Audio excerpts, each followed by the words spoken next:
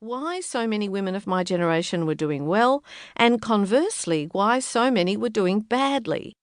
I'm not sure I've found the definitive answer, but what I have found is that society has not kept pace with women.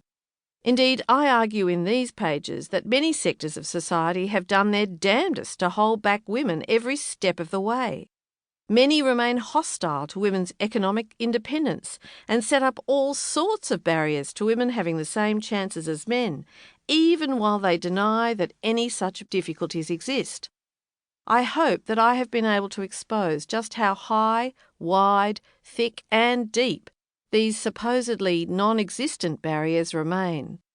These obstacles, some are the legacy of the world we grew up in, some are brand new hurdles set up specifically to slow us down, some are conscious and some are unconscious, accumulate and so make women vulnerable throughout their lives, but particularly as they age.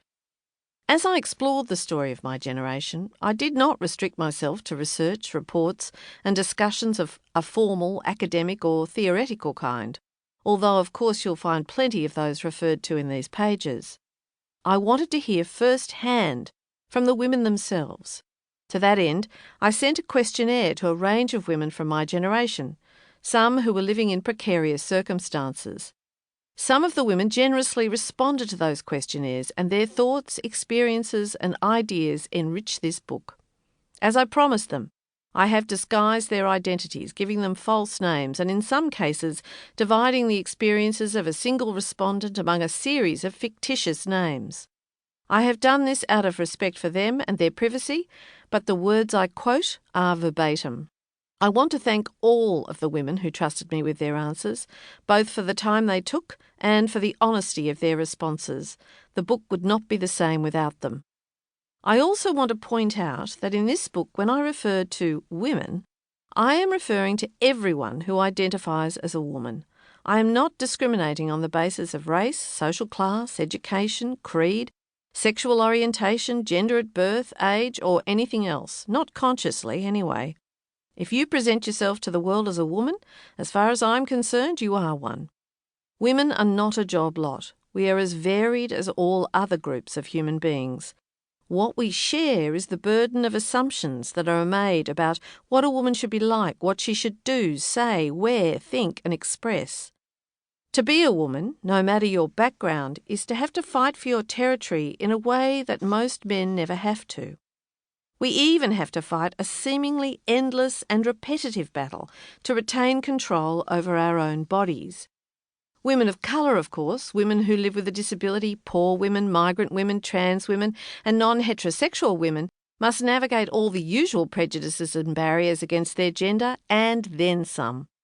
Many women must fight multiple levels of bias and discrimination, including ageism.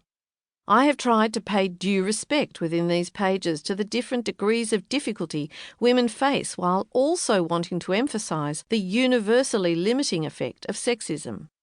This has not been easy, but I have done my best.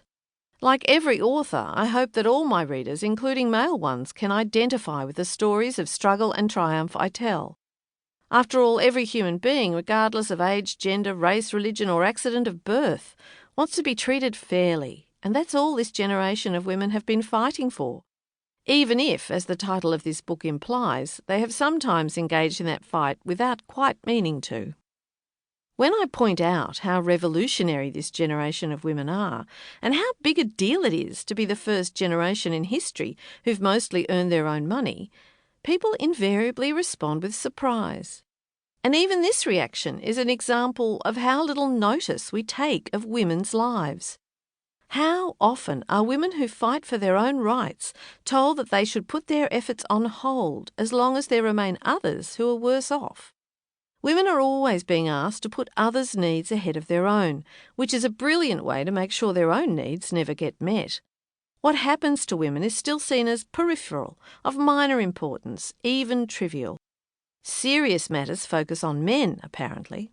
In fact, I now believe that feminism is really a centuries-long fight by one half of the human race to be taken seriously by the other half. I hope that when you have finished reading about the women who have changed everything, you will take them and what they have achieved very seriously.